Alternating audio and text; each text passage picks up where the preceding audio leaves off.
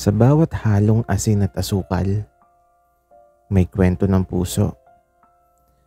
Sa bawat timpla ng sahog, may lihim na damdaming unti-unting lumuluto.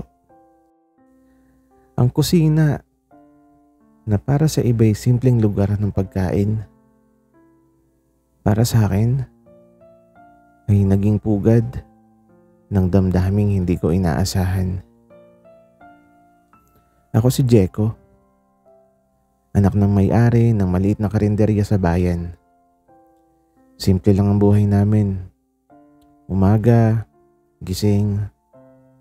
Hapon, tinda. Gabi, ligpit. Pero nagbago ang lahat nung dumating si Balong.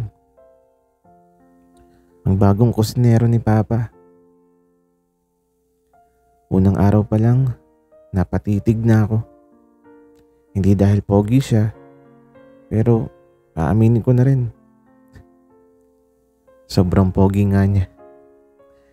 Kundi dahil sa abilidad niya, ang dami ko nang nakitang nagluluto sa kusina namin pero siya lang yung tipong parang may musika ang bawat galaw. Yung pag-chop niya ng sibuyas, parang may rhythm. Yung paghahalo niya ng adobo, parang may sayaw. Yung pagtikim niya ng sabaw, Diyos ko. Parang gusto kong maging kutsara. Tikman mo nga, Jeko. Sabi niya, sabay abot ng kutsarita. Napilitan akong lumapit. Nang malasahan ko ang niluto niya. Sabaw pa lang ng sinigang, parang lumundag na ang puso ko. Ang asim, ang alat. Tamang-tama. Pero higit sa lahat, ang init ng kamay niyang dumampi sa akin nung inabot niya yung kutsara. Doon nagsimula.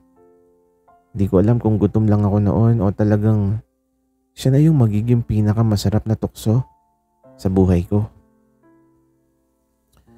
Sa unang higop pa lang ng kanyang niluto, nalasahan ko na ang simula ng isang kwento. Sa init ng kusina, may unti-unting niluluto ang tadhana. At ako ang unang nakatikim ng sariling damdaming hindi ko na mababawi.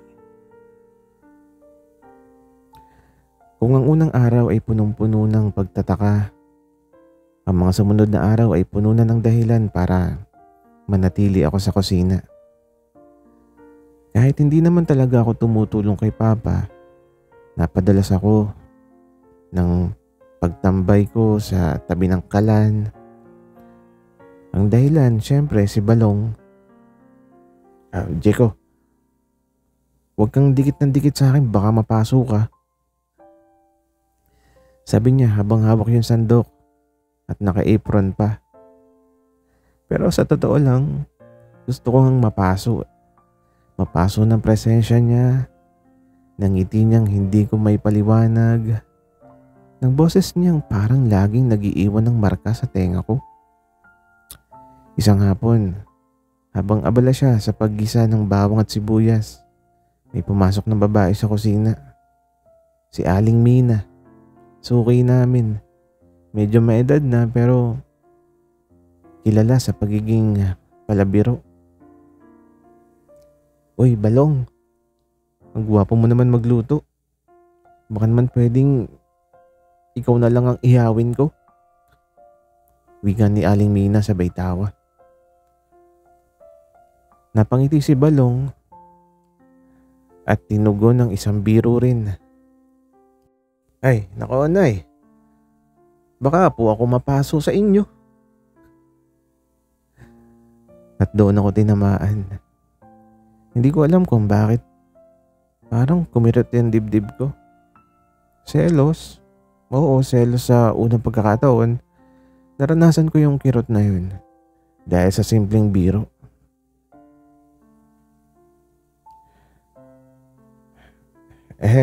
Balong. Ako na maghalo. Singit ko sabay agaw ng sandok. Tapos ito nagulat siya. Marunong ka ba? Hindi ko na siya sinagot. Hinalo ko lang yung niluluto kahit wala akong kaalam-alam. Ang ending, muntik ko pang masunog yung adobo. Ay sus, eto kasing batang to. Mabida ayan tuloy. Natatawang sabi ni Balong, sabay agaw ulit ng sandok. At habang inaagaw niya yung sandok, nagtagpo ang mga mata namin. Ilang segundo lang pero parang tumigil ang oras. Hindi ko alam kung amoy bawang ba yung humahalo sa hangin o amoy niya. Pero ang tiyak ko, doon ko unang naramdaman yung matinding kaba na parang may sariling buhay ang puso ko. Pag alis ni Aling Mina, hindi ko na napigilang magtanong. Balong, lagi ka bang ganyan? Ang dali mong ngumiti sa iba. Napatingin siya sa akin at ngumisi. Bakit? Nagsiselos ka? Natigilan ako at napalunok. Hindi sinabi ko lang. Palusot ko sabay talikod. Pero totoo pala yun. Oo, nagsiselos ako. Sa bawat agaw ng sandok, may agaw ng damdamin. Sa bawat biro at sulyap, may apoy na nagsisimulang umalab. At sa gitna ng kusina, natikman ko ang unang pait ng selos na siya ring nagdagdag ng lasa sa unti-unting nagiinit na kwento namin ni Balong. Mula nung araw na nag-agawan kami ng sandok, naging mas madalas na akong sumisilip sa kusina. Hindi na lang basta kain ang habol ko. Hindi na rin basta usyoso. Ang totoo, si Balong ang dahilan. Pero syempre ayokong halata. Papa, tutulungan ko lang si Balong na mag-chop ng mga gulay Palasot ko tuwing papasok ako sa kusina. Sasagot lang si Papa ng ganito. Aba, buti naman at may silbi ka na. Sabay tawa. Pero sa loob-loob ko, hindi gulay ang gusto kong hiwain, kundi yung kaba sa dibdib ko tuwing magkakalapit kami. Isang hapon habang abala si Balong sa pagluluto, tinabihan ko siya para tumulong. Balong, ako na magbabalat ng bawang. Sabi ko. Sige, pero huwag mong gagawing kamatis yan Biro niya. Habang binabalatan ko ang bawang, bigla niyang kinuha ang isa at inilapit sa ilong ko. Amuyin mo, Jeko. Sabi nila kung sino raw yung mahilig sa bawang, hindi madaling lokohin. Napangiwi ako. Sabi ko, ang baho naman. Hindi yan mabaho. Amoy katapatan yan. Sagot niya sabay titig sa akin. Napatigil ako, yung titig niya diretso sa mga mata ko. Yung tipong hindi mo alam kung simpleng biro ba o may nakatagong mensahe. At sa totoo lang, sa sandaling yun, gusto kong maniwala na ako yung tinutukoy niyang hindi madaling lokohin. Pero hindi pa natapos dun. Habang nagbabalat ako, bigla niyang tinapik yung braso ko. Akala ko may ipapakita siya, yun pala. Nakahulog na yung isa sa mga sibuyas at pinulot niya. Pero sa pagpulot niya, halos magdikit yung mukha namin Oops, sorry. Sabi niya na medyo nakangiti. Okay lang. Sagot ko sabay yuko. Pilit na tinatago ang pamumula ng pisngi ko. Pagkatapos namin magluto, sabay kaming kumain at doon, unang beses kong napansin, hindi lang masarap magluto si Balong. Masarap din siyang kasama, yung tipong simpleng usapan, nagiging espesyal kapag siya yung kaharap mo. Sa amoy ng bawang at sibuyas, may halong kilig na hindi ko may paliwanag. Sa bawat biro, may lambing. Sa bawat titig, may init na parang apoy ng kalan. At unti-unti kong naiintindihan na sa kusina, hindi lang pagkain ang niluluto, kundi pati damdamin kong hindi ko na kayang pigilan. Isang tanghali, puno ng suki ang karinderya namin.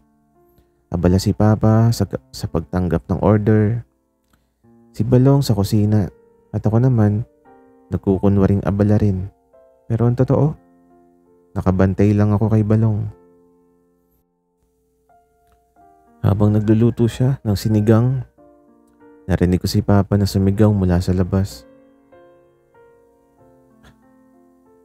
"Balong, grabe, ang galing mo talaga. Simula nung dumating ka, dumoble yung suki natin. Abay, baka ikaw pa yung maging dahilan para lumaki yung karenderya ko, ah." Wika ni Papa. Narinig kong tumawa si Balong at sumagot, "Naku, ay si Jeko rin po. Malaki po yung tulong. Laging nandito, assistant ko sa kusina." Dapat matuwa ako sa binanggit niya. Pero yung naramdaman ko kabaligtaran. Parang may kirot sa dibdib ko. Parang unti-unting natatabunan ng papuri kay Balong. Lahat na lang siya. Lahat ng papuri. Lahat ng tingin. Lahat ng pasasalamat para sa kanya. Kaya nung dumating yung oras ng kainan, medyo umiwas ako. Hindi ako tumulong at ito nagulat siya. "Jeko, hindi ka ba kakain?" Tanong niya. Busog pa ako. Malamig kong sagot. Kanina, gutom na gutom ka na." Ano ngayon?" Sabay talikod ko. Tahimik siya. Di ko alam kung nasaktan siya o kung nagtataka lang siya sa ugali ko, pero hindi ko na kinaya at tuloy-tuloy na akong lumabas ng kusina.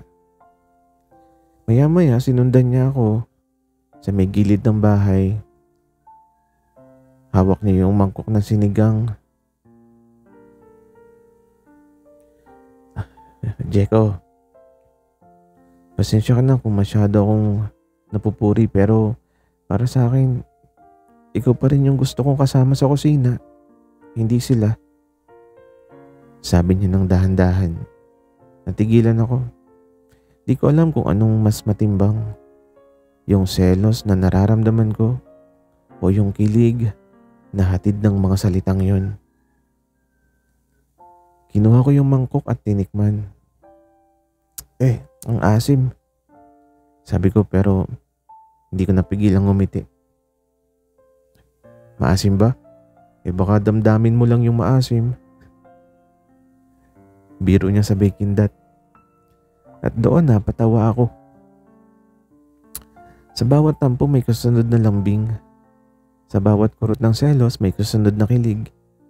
At natutunan ko sa araw na yun na kahit gaano kaasim ang sinigang, nagiging balanse kapag may kasamang tamang timpla ng pagmamahal. Isang abalang hapon, dagsa ang suki. Si Papa panay utos. Si Balong todo kayod sa kusina. At ako syempre nandun na naman. Kunyari tumutulong, pero ang totoo, abala akong pinagmamasdan ng bawat galaw ni Balong.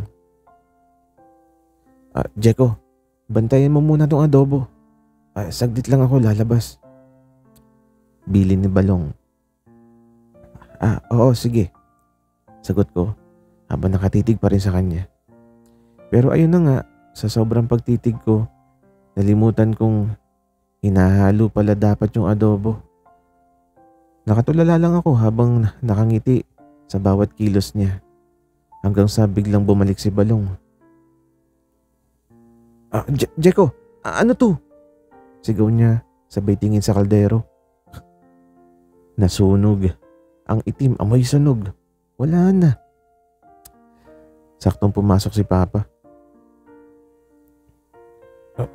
Ano yan? Balong, paano nangyari to? Akala ko ba sanay ka na sa adobo? Napatigil si Balong. Kita ko sa mukha niya yung bigat. Hindi niya ako tinuro. Pasensya na po, boss. Nakaligtaan ko.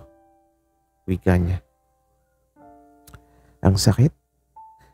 Ako yung may kasalanan pero siya yung napagalitan ni Papa. Siya yung sinisi. At sa unang pagkakataon nakita kong hindi ngumiti si Balong. Tahimik lang siya naglinis ng kusina at hindi ako pinapansin. Lumapit ako. Balong, sorry, kasalanan ko talaga. Hindi siya tumingin. Hindi mo alam kung gaano kahalaga sa akin yung tiwala ng Papa mo. Isang pagkakamali lang, Jeko, pwedeng mawala ang lahat. Parang tinusok yung puso ko ng sandok. Hindi dahil sinabi niya yun, kundi dahil ramdam kong nasaktan siya. Hindi sa adobo, kundi sa ginawa ko. Lumabas ako ng kusina, dala yung bigat sa dibdib. Pero bago ako tuluyang umalis, narinig ko siyang mahina, halos pabulong. At ang sinabi niya, pero kahit anong mangyari, sana nandito ka pa rin.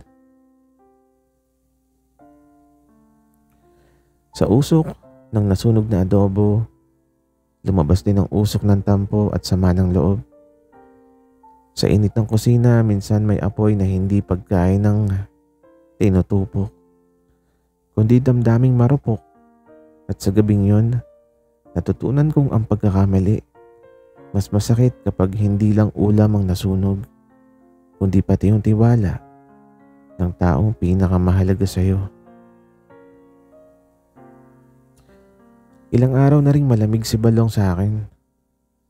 Nandun pa rin siya, masipag, masarap magluto, pero wala na yung dati niyang asar at biro. At para sa akin, mas masakit pala yung katahimikan kaysa sa sigaw. Kaya isang gabi nagpasya ako.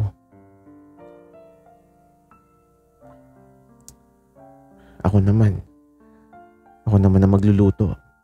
Sabi ko sa sarili ko. Gabi na, wala pa si Papa sa karenderya. Naiwan lang ako sa kusina. Binuksan ko yung mga rekado at nagsimulang magluto ng simpleng ginisang gulay. Di ko alam kung tama ba yung ginagawa ko pero bawat hiwa, bawat halo, parang dinadagdagan ko ng dasal.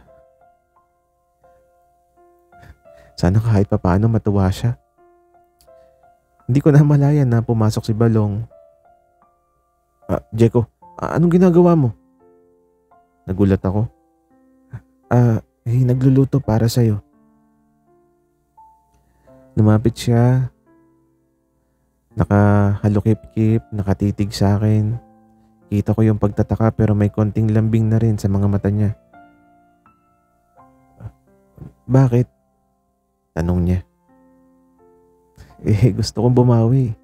Ayokong lagi na lang ikaw yung may dala ng bigat. Gusto kong kahit paano, ikaw naman yung makatanggap. Wika ako. Tahimik siya tapos kinuha niya yung sandok sa kamay ko pero hindi para agawin, kundi para tikman. Sumimsim siya ng kaunting sabaw.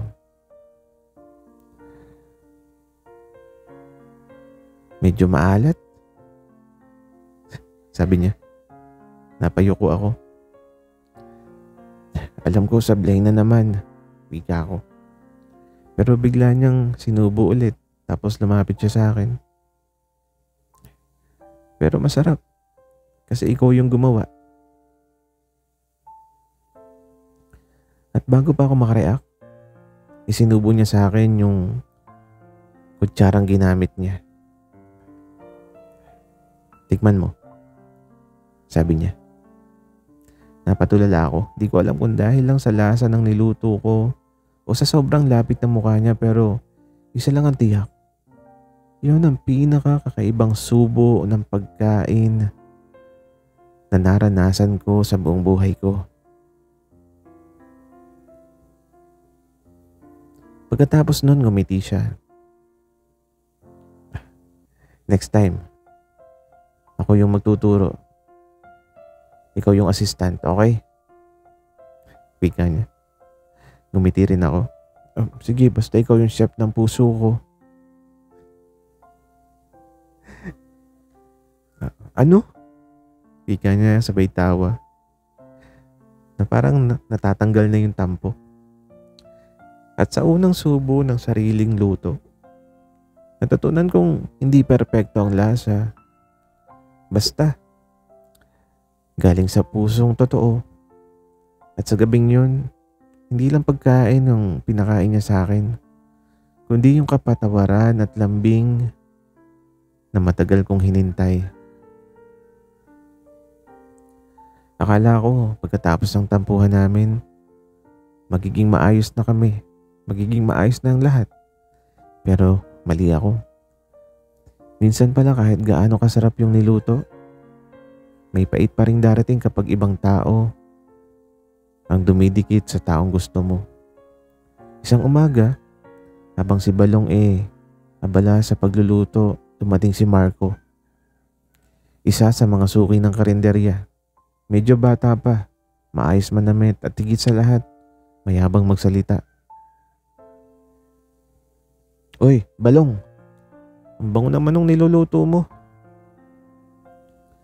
Wika ni Marco habang nakasandal sa pinto ng kusina. Napatingin ako agad. Ngumiti si Balong. Sabi niya, sinigang lang to, tikman mo mamaya. Tara nga, tikim agad. Sagot ni Marco sabay lapit at halos sumiksik kay Balong. Ayun na nga, parang biglang nag-init yung buong kusina. Hindi dahil sa kalan, kundi dahil sa dibdib kong halos sumabog.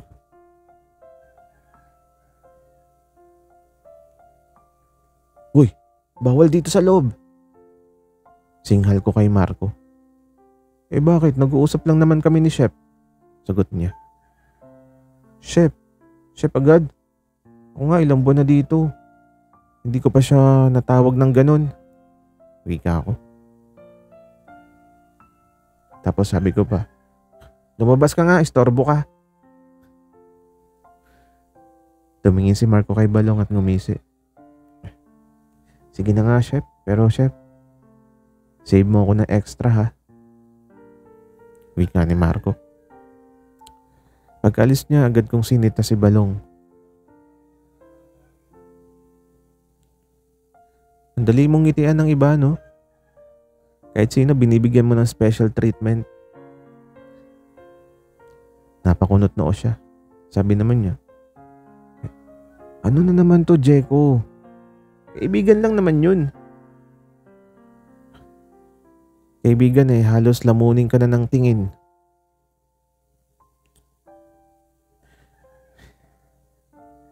Ano naman kung ngumiti ako? Hindi naman ibig sabihin nun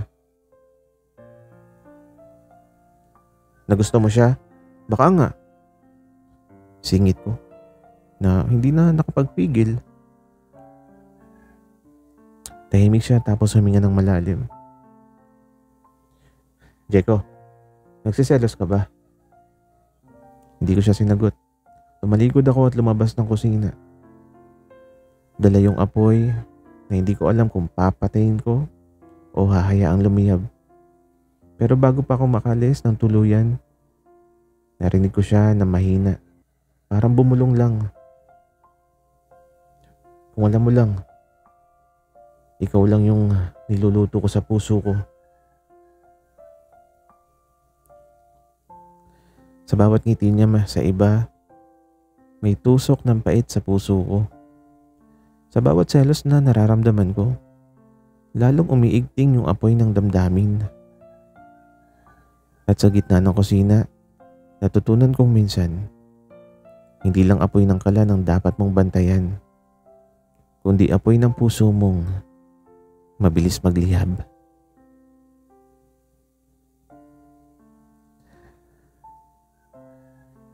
Maghapon akong tahimik kahit si Papa napansin na wala akong ganang tumulong. Pero ang totoo, hindi naman gutom ang dahilan ng lungkot ko, kundi yung apoy ng selos na hindi ko mapatay. Kinagabihan wala ng tao sa karinderya. Ako at si Balong na lang ulit ang naiwan sa kusina. Tahimik lang siya habang naglilinis ng mga kaldero. Ako naman nakaupo lang sa gilid, pinagmamasdan siya. Hindi ko na kinaya. Balong, tawag ko ng mahina. Bakit? Tapos hindi naman siya tumingin. Bakit ba kasi ang dali mong ngumiti sa iba? Hindi mo ba alam kung ano yung nararamdaman ko kapag nakikita kitang ganon? Wika ako.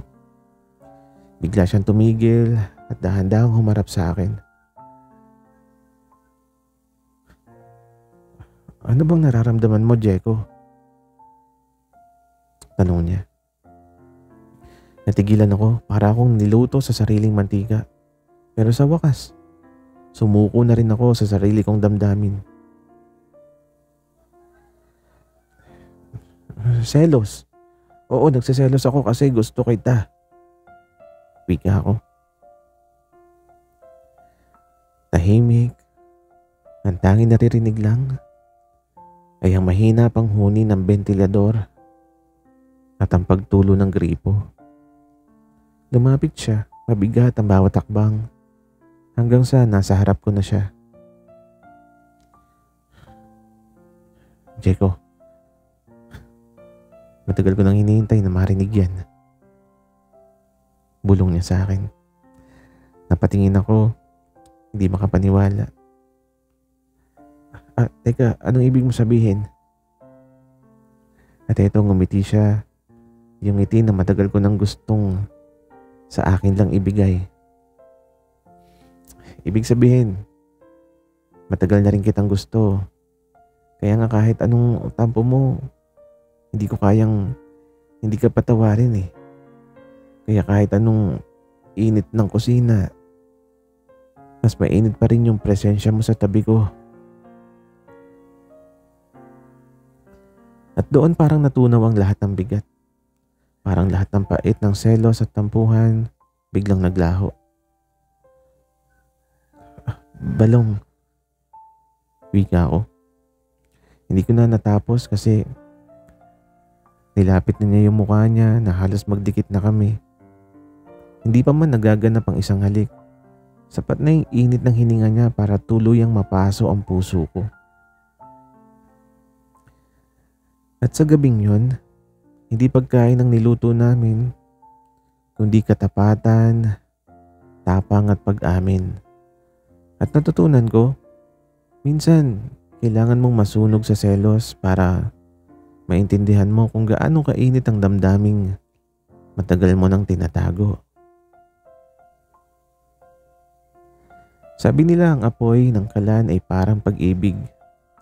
Kapag hindi mo inalagaan, unti-unti itong mawawala. Hanggang sa tuluyang lumamig. At sa mga araw na yon, ramdam kong unti-unting lumalamig si Balong. Kung dati, sa bawat gising ko may nakahandang almusal mula sa kanya, ngayon, tinapay na lang na nakalagay sa mesa. Kung dati bawat hapunan ay puno ng lambingan at kwentuhan, ngayon, tahimik, tila ba may pader sa pagitan naming dalawa. Balong, may problema ba? Tanong ko minsan habang naghihiwa siya ng sibuyas. Hindi siya tumingin, hindi siya ngumiti. Ang sabi lang niya, wala, busy lang ako. Pero ramdam ko, may lamat na. May butas sa pagitan namin. Hanggang sa isang gabi di ko na kinaya. Balong, kung may mali akong nagawa, sabihin mo naman sa akin, huwag mo akong ituring na parang hindi ako mahalaga. Napahinto siya, bumuntong hininga. At doon ko nakita yung luha na pilit niyang pinipigilan. Jeko, hindi mo ba talaga napapansin? Lagi na lang akong nagluluto, nagsisilbi, nag-aalaga. Pero minsan, gusto ko rin na maramdaman na ako naman yung aalagaan mo. Na ako rin yung hahabulin mo. Parang sinaksak ako ng kutsilyo. Oo, sa sobrang sanay kong nandyan siya palagi, nakalimutan kong siya rin ay may pusong marunong mapagod, marunong masaktan. Balong, patawad. Natakpan ako ng saya sa bawat putahe mo sa bawat alaga mo. Hindi ko napansin na ikaw na pala, yung unti-unting nauubos. Nilapitan ko siya at hinawakan ko yung kamay niya na nanginginig. Tahimik siyang tumingin sa akin at doon ko naisip, hindi sapat yung pagkain para busugin ang puso ng taong mahal mo. Kailangan din ng malasakit, ng yakap, at oras. Sa gabing yun, niyakap ko si Balong sa kusina at doon ko pinangako. Hindi na siya kailanman magiging pangalawa sa kahit anong bagay. Sa puso ko, siya yung pangunahing putahe, ang ulam na hindi ko ipagpapalit kahit kanino. Sabi ng ilan, ang puso raw ay parang kusina, may halo-halong sangkap, tamis, alat, asim, pait, at nasa kamay ng dalawang taong nagmamahalan kung paano ito lulutuin. Minsan nasusunog, minsan kulang sa rekado, pero kapag natutunan mong timplahin ng tama, iyon ang pinakamasarap na putahe ng buhay. Matapos ang tampuhan at malalamig na naranasan namin, naisip ko, hindi pwedeng matapos ang kwento namin na parang isang ulam na naiwan sa kalan. Hilaw at bitin. Kailangan kong gumawa ng espesyal na paraan para pakita kay Balong kung gaano ko siya kamahal. Kaya isang gabi, ako naman ang nagluto. Oo, kahit halos sunog ang unang 3 subo ko, hindi ako sumuko. Naghanda ako ng isang simpleng adobo. Oo, adobo na halos sabaw lang kasi natapon yung toyo nung nagpanik ako. Pero sigurado kong may puso sa bawat halo ng kutsara. Pagdating ni Balong, galing palengke. Nadatnan niya ako na pawis. May mantsa ng mantika sa damit. May paso sa daliri. Anong ginagawa mo? Nakangiti niyang tanong. Eto, niluluto ko para sa'yo. Hindi kasing sarap ng gawa mo pero sana malasahan mo kung gaano kita kamahal. Tahimik siyang tumingin tapos tumawa. Adobo ba to? Parang sabaw ng sinigang. Ika niya. Uy, adobo yan. Special. Jeko edition. At doon siya napahagalpak ng tawa. Pero habang kumakain siya, may luha sa mata niya. Alam mo, Jeko, kahit anong lutuin mo, kahit puro asin lang, kakainin ko basta galing sa'yo. Sabi niya habang pinipisil yung kamay ko. At doon sa mismong kusina, habang nakalatag ang kalat ng mga sangkap at usok ng kalan, inilabas kong maliit na singsing na matagal ko nang tinatago. Balong, gusto mo bang habang buhay na tayong magkasamang magluto? Hindi lang ng pagkain, kundi ng mga alaala ng saya ng buhay na puno ng pagmamahal? Tanong ko. Natahimik siya sandali. Nangilid ang luha. Tanga ka talaga, Jeko. Bulong niya habang tumatawa. Tapos sabi pa niya, pero oo, oo gusto ko. Nagyakapan kami at sa unang pagkakataon, hindi lang pagkain ang niluto namin sa kusina. Nandun din ang niluto, ang pangako na walang hanggang pagmamahalan. Sa bawat hiwa ng sibuyas may kirot, sa bawat timpla ng asin may pait. At sa bawat halong asukal may tamis. Ganyan din ang pag-ibig. Hindi palaging perpekto pero kapag natutunan mong isama ang lahat ng lasa, nagiging ganap, nagiging buo. At sa dulo, natutunan ko, ang pinakamasarap na putahe ay hindi yung nasa plato, kundi yung niluto ng dalawang pusong sabay na kumakalam, sabay na nagmamahalan. Sana'y nagustuhan nyo ang aming kwento. Maraming salamat sa inyong pakikinig.